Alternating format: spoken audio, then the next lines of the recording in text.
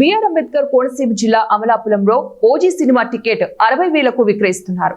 అమలాపురం లలిత theatre వద్ద power star Pawan Kalyan నటించిన OG cinema తొలి టికెట్ వేలంపాటలో పాల్గొని ఆ టికెట్ ను బెండా మూర్లంక గ్రామానికి చెందిన గుర్రం కృష్ణ ఫ్రెండ్స్ 60,000 రూపాయలకు గెలుచుకున్నారు. ఆయనకు పోటీగా బీజేపీ నాయకులు మోకా వెంకట సుబ్బారావు 59,000 వరకు వెళ్లారు.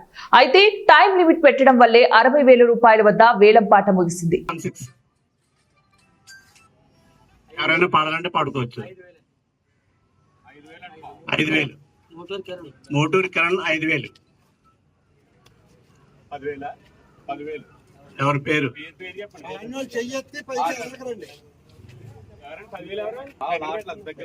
హలో, 10,000 రూపాయలు ఫ్యాన్స్ అడిగారు. అలాగే ఈ చిత్రం రేపు 24వ తారీఖున 1 గంటకి అని చెప్పి మనం అనౌన్స్ చేసాం.